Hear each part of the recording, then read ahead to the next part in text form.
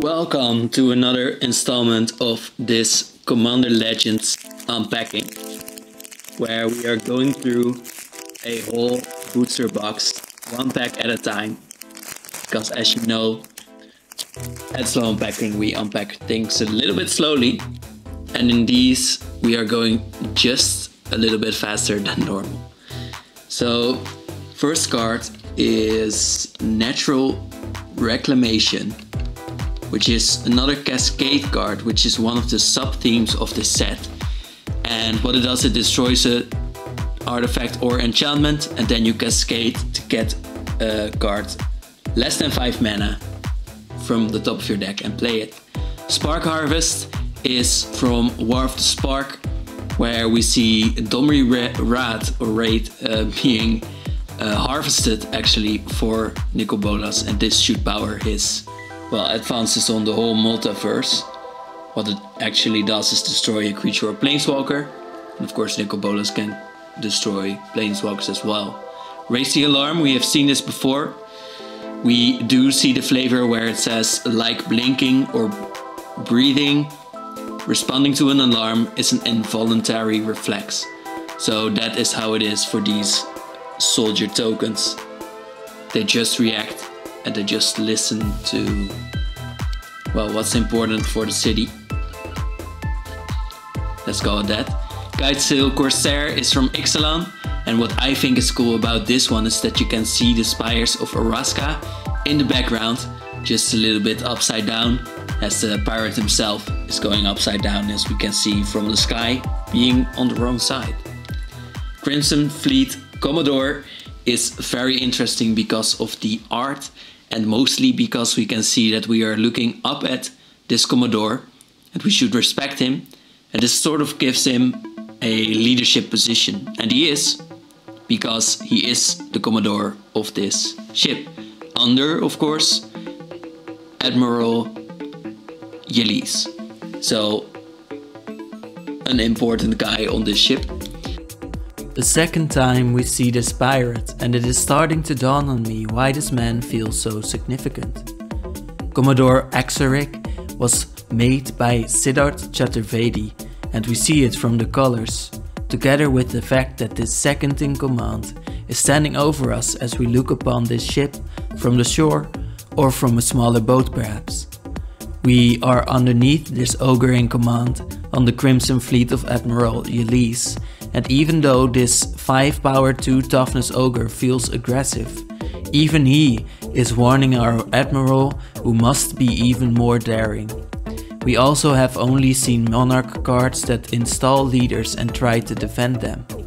Axaric keeps in charge because he is so aggressive. Try to steal my crown and I will send my 5/2 with trample at you. Still, his concurrent Admiral Yeliz is a creature that cannot be blocked by the monarch's creatures. So she will always take the crown back, spiraling the 2 fleet commanders in a never-ending skirmish. Universal Solvent is a 1 mana artifact. You have to pay 7 mana for it to sacrifice it and destroy a permanent, so it can be anything almost. And the only thing that it doesn't target, of course, is things like indestructible stuff. But that means that this can kill anything. You just need a lot of expertise to make this thing. Scholar of Stars is a 4 mana human artificer that when it enters, if you control an artifact, you draw a card. So you need an artifact, then you need to pay 4 mana, and then you get a 3/3 that also draws you a card. So that is a lot to pay for, but then it's pretty okay. Palace Sentinels is a 4 mana card that lets you become the monarch, and as we have seen before, these cards also defend you against people trying to steal the monarch from you. So it kind of slows it down, but it also makes you the target of your opponents, which should speed the game up. Opal Palace is a okay card. It just is a colorless land, but then you can pay 1 mana and add any color of mana in your commander's color identity. So it is like a commander sphere, like we have seen before.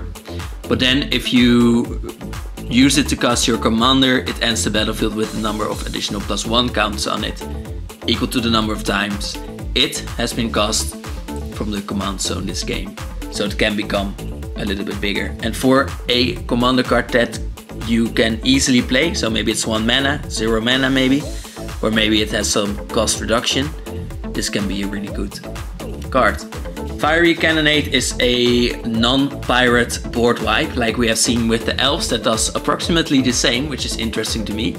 This set really seems to hate guys with 2 or less toughness.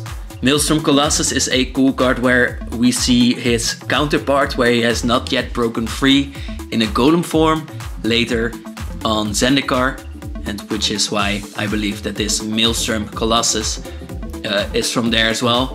This is just his younger form. Then we have Ancient Animus, which we have seen, where we see Multani fighting against Karn, a very legendary battle of course. We have Bitter Revelation, where we see Sorin, the sad boy of Magic the Gathering, see that Hugin lies dead and he needed him, so this is a very bitter revelation to him. Very important card in the story.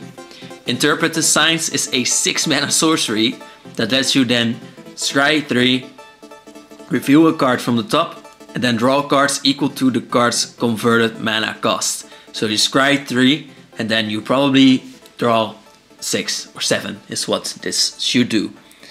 So that can be really strong.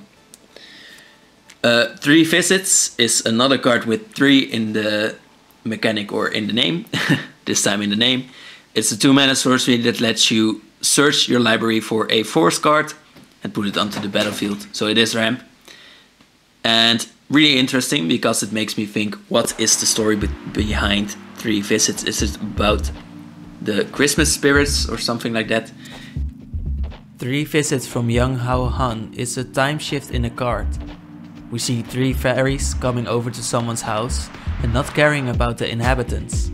They just want to spread their word of nature, and they will do so unless you stop them. 3 Visits used to be a card where 3 wise men would visit a youngster to try to persuade them to something, probably to their color or philosophy.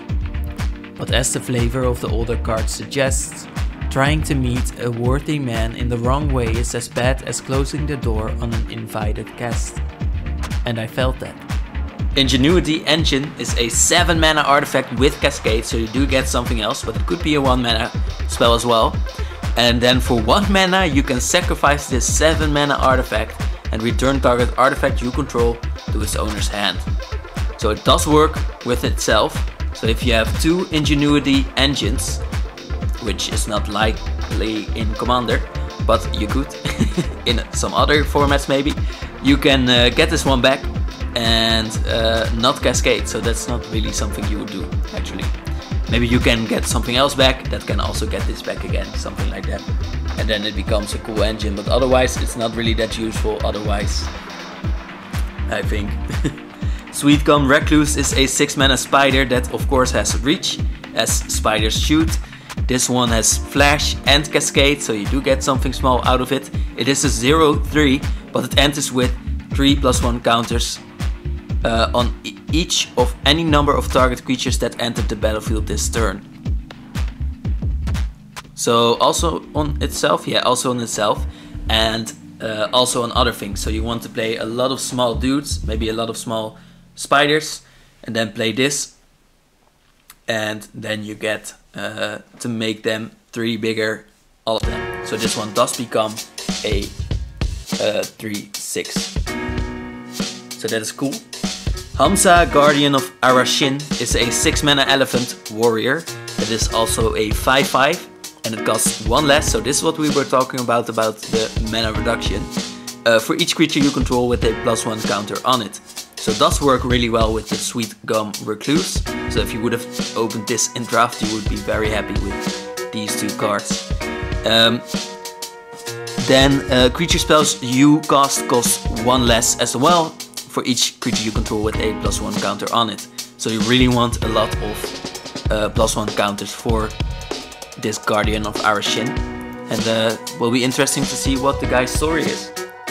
Hamza is an elephant from Tarkir, specifically from Absan. This is a weird desert clan that lives in a place like California. Here, There are families that are way too close.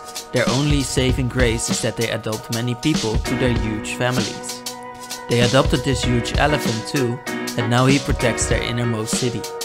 Not because the outermost city does not matter, but because the elephant probably does not move too fast. Have you seen how chunky this man is? Apart from being chunky, he is also easier to cast when he has more strong family members. This mechanic shows us how the Absan values strong familial bonds. Hamza then also helps other people in the family, how every Absan is the same. Hamza is really Absan without the black mana. As the flavor says, Hamza just stands. Then we have Glacian, Power Stone Engineer, which is another 6 mana commander, who can tap for X untapped artifacts you control. So it taps, you tap X untapped artifacts you control, and then look at the top X cards of your library. Put one of those cards into your hand and the rest into your graveyard. So you filter, but you also put a lot of stuff into your graveyard, and then it says his energy is as boundless as the Power Stone themselves. Did you think that Urza was strong?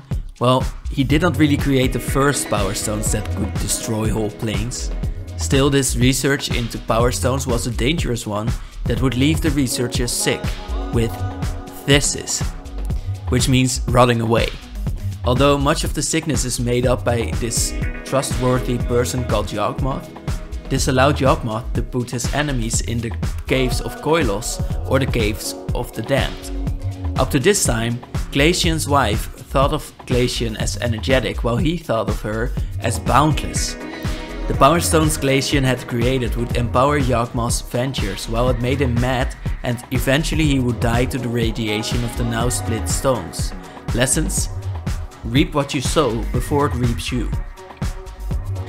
We have actually another legendary creature. This one is a foil boy, which looks pretty beautiful. It's a... you can't really see this one, can you? Maybe a little bit now. And we need to zoom into this for a little bit. But it is foil, and what it says, it's a pirate, and whenever it attacks, pirates you control get +1/+1 for each time you cast a commander from the command zone this game. So you can pretty easily cast this one 3 times, and then you give your pirates +3/+3 when they attack. So something like that is how it should play out. Where Exaric tries to keep command through aggression, this shiny Vargas does not care about any of that. Vargas would even attack the strongest fleet on Ixalan without any rhyme or reason. This led him to work under that same fleet later, which led Vargas to be loyal to his new captain. Well, not really loyal as much that he loves the fact that his captain, Ripley Vance, has so many enemies to sink. Captain Vargas wants to attack other pirates, and if he is defeated he will only come back as a more tenacious leader to his rowdy crew. To be a successful cutthroat, you have to truly enjoy your work. So that's a cool pirate commander, and then we have a soldier, which you have seen before in this pack, which is one of the guys that cannot wait but go when the alarm goes off. So that was a cool pack, or I would say so. And please let me know what cards you thought were really cool and what you would like to know more about. Maybe you want to know, well, what kind of deck would you build with it? I'm really curious about that as well. And then please have a nice day, and maybe don't forget to subscribe as well, because that would be cool. And I did see that almost 80% of people weren't subscribed, so that could be something to help me grow as well. And in any case, I hope you unpacked some cool things last year. Bye!